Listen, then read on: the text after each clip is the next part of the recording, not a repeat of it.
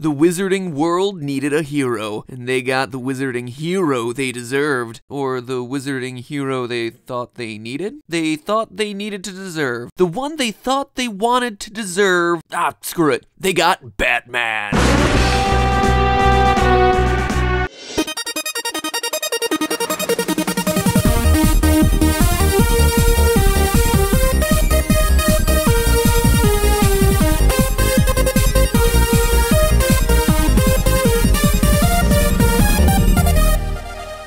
The one with the power to vanquish the Dark Lord approaches, born to those who have thrice defied him, born as the 7th month dies. And the Dark Lord will mark him as his equal, but he will have power the Dark Lord knows not, and either must die at the hand of the other, for neither can live while the other survives. The one with the power to vanquish the Dark Lord will be born as the 7th month dies.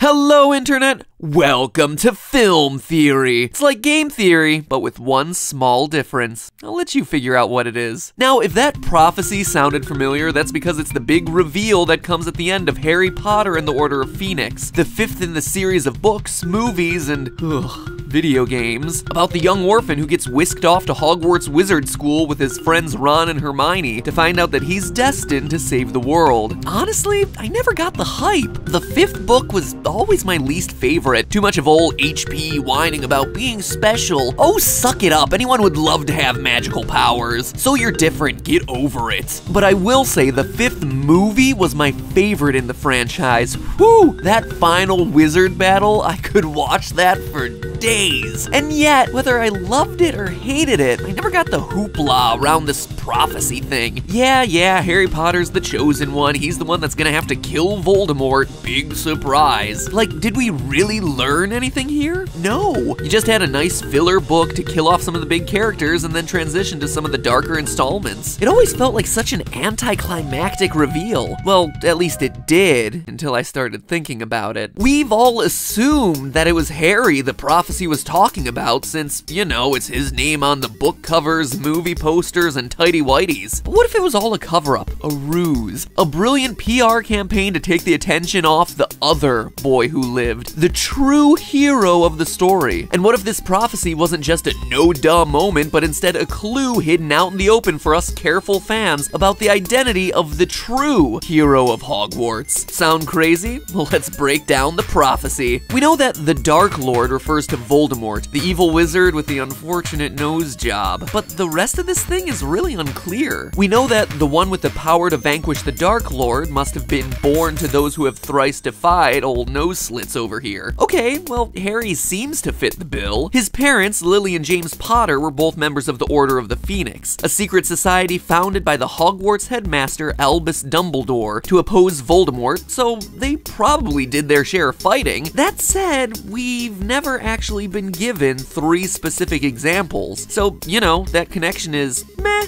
at best. What is it with these darn ancient prophecies? Why can they never say in clear English what they mean? Hey you, Scarboy, HP, you're the chosen one. Go kill this guy. Anyway, the hero also needs to be born as the 7th month dies. The prophecy is so adamant about this that it mentions it twice, so it's gotta be pretty important. Well, after doing extensive research on the subject, I learned that the 7th month is actually July. And Harry's birthday is July 31st, so that sounds pretty cut and dry. And finally, there are those parts about the Dark Lord marking him as his equal and a power the Dark Lord knows not. With Harry, these two sort of go hand in hand. Voldemort marked Harry as his equal when he showed up at the Potters to kill Harry and avert the prophecy. But instead of killing him with the unforgivable Avada Kedavra killing curse, Lily Potter threw herself between them, sacrificing herself in the process. Voldemort was completely blindsided as a mother's love, something he never knew or felt himself, activated an ancient magic that reflected the curse back onto him and left Harry with an extremely marketable lightning bolt scar. Seriously, it looks like a temporary tattoo. And don't worry, it is. But yeah, the books and movies make it pretty clear that the power Voldemort knows not is love, and it's exactly that power of love that allowed Harry to defeat him in the Battle of Hogwarts in Harry Potter and the Deathly Hallows Part 2. Ugh, really? Love is the power. Can we get any more cliched here? Why couldn't it have been something cool like, I don't know, laser beams. Okay, so let's take a second to step back here and look at the terms of the prophecy objectively. If we're being completely honest, if we were able to find another kid who was born at the end of July, had do-gooder parents, and was loved at some point in his life, you actually have yourself a pretty darn valid candidate for hero of the wizarding world. Well, make that one very specific hero candidate. You have yourself Neville Longbottom. Wait, that's him? This guy?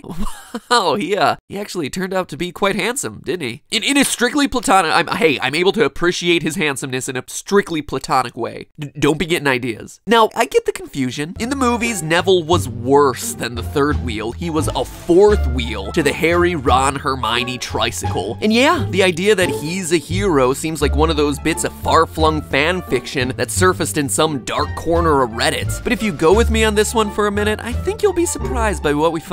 Let's go back to the prophecy. Born as the 7th month dies. That was the biggest and least vague stipulation of the prophecy, and one that would be really difficult for me to fudge. Funny thing is though, I don't have to. Neville's birthday was on July 30th, one day earlier than Harry's, and based on the vague wording, I'd say we have at least a few days window here, especially if the prophecy is okay writing off love as the power he who must have sleep apnea knows not. Okay, next. Born to those who thrice defied him. So Lily and James Potter may have done their share of Voldifying. Again, there are really no clear examples given to us, but look at Neville's parents, Frank and Alice Longbottom. These two were Aurors. It's basically like being a professional Harry Potter, but less pouty and with better pay. Their backstory kind of gets the shaft in most of the books, and definitely in the movie, but they were a serious power couple who would clearly have been on the front lines of Dark Lord defense. They were so important, in fact, that Voldemort's followers captured and tortured Neville's parents, using the Cruciatus Curse to leave them permanently insane. One of the attackers, Barty Crouch Jr., even disguised himself as a teacher and made Neville watch him torture a spider with that same curse. Anyway, if we're gonna assume that the Potters somehow defied Voldemort 3 times, I think we can give that same consideration to the Longbottoms. So that's 2 major check marks. Maybe there's something to this thing after all. Which leaves us with our last 2 criteria for being the chosen one, being marked by Voldemort as his equal and having a power that Voldemort doesn't. I said earlier that this missing power is clearly meant to be the power of love. Cue that Huey Lewis.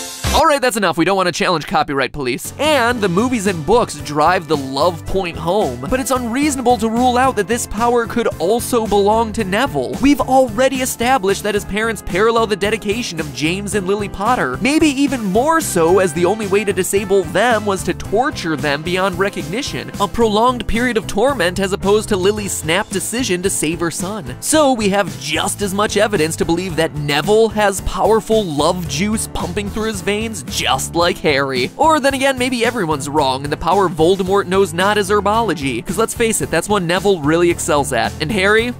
Green thumbs, he has not.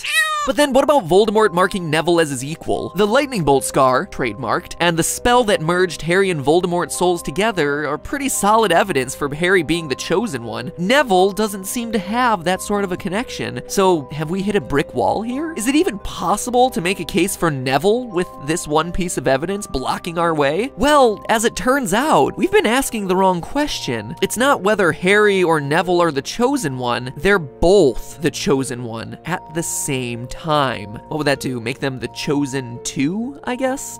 I don't know. Anyway, without any of us realizing it, J.K. Rowling has been teaching all of us Potterheads a little bit of quantum physics. There's a well-known quantum physics principle called the many worlds interpretation, which was coined by Bryce DeWitt. As we go through time, there are many possible futures for us. While we're waiting for the future to happen, every possible future is real. Yeah, that makes a lot of sense. Let me put it this way. I might have cereal for breakfast tomorrow morning, or who knows, I might have leftover cake. Both of those futures are real events. But the many worlds theory says that I decide which one of those real futures I participate in by making the choice to eat that awesome slice of cake. Because let's face it, we all know that that's the future I'm gonna choose because chocolate icing rocks. And yeah, sure, I'll regret it for the rest of the day, but that alternate future, the one where I'm super lame and choose to eat cereal and probably do some push-ups or whatever, ugh, sucks just just thinking about it, but yeah, that's still real too. I just chose not to participate in it. So screw you, health. It was the point where I made the choice to obey my sweet tooth that determined the path that I went down. But history and future still have all those other choices within them. Think of the past and future like a tree with a whole bunch of branches all the way through. We choose which branch to follow, but the whole tree still exists. And that brings us back around to the problem of Harry and Neville. Harry, according to the prophecy, is the chosen one. Neville, according to the prophecy, is also the chosen one. Think about it. We just went through all the reasons either can fulfill the prophecy. There's nothing so remarkable about Harry that makes him more likely of a hero of the wizarding world than Neville, except for one thing,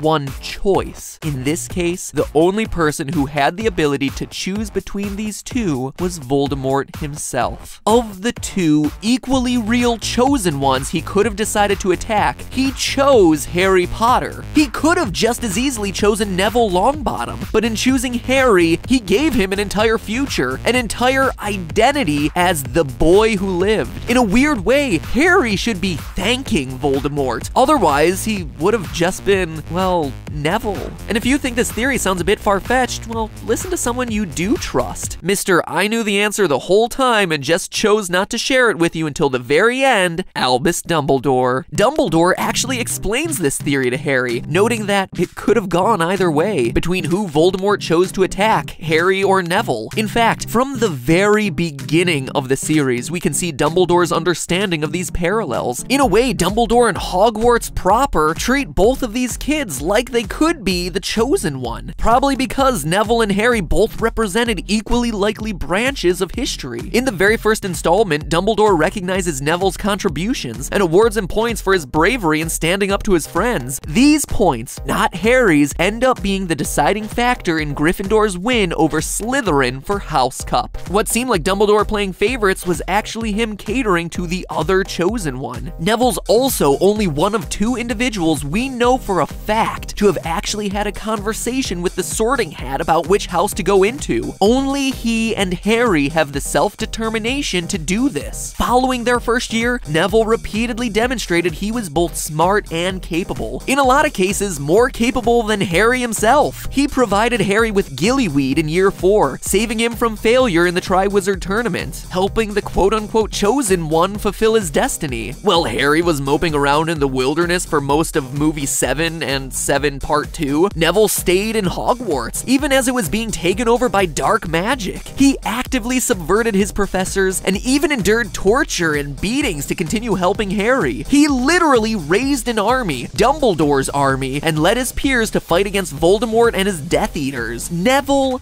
did all of this. Neville Longbottom. Their parallels only get closer as the series ends. In the final battle with Voldemort, it was Neville who pulled the sword of Godric Gryffindor out of the Sorting Hat and then used it to kill Nagini, Voldemort's final Horcrux. It was this and only this specific act that made it possible for Harry to actually finish off Voldemort. The only other person ever to demonstrate this ability, pulling a sword out of the hat, Harry Potter. And in the final moments of the battle in movie 8, part 2 of number 7, when everyone thinks Harry is dead, we see one person step in to take his place, to stand for him directly and fight Voldemort. Neville. Harry Potter isn't actually the chosen one. There is no one single chosen one. Both Harry and Neville are the chosen ones, and each plays out their timeline as this character, even if we only get to see one side of the story in the movies. Maybe J.K. Rowling set up this parallel to demonstrate something about fate, or about the choices we make impacting the rest of the world, or that no matter what hand we're dealt, it's the small acts of bravery that matter, that prophecies, for all their worth, don't make you any less special. Because in the end, what it truly shows is this: it's the choices that you make in your life. Either way, that's just a theory. A film theory. And cut. And next time we'll prove that Ron is actually Voldemort. Wait, what? You should continue your film theory marathon by clicking one of the videos over to the right. We have all sorts of good ones for you to watch right now, so keep going, keep watching. Stay the course, man, stay the course. Give the gift that keeps on giving and subscribe. You'll give an angel its wings.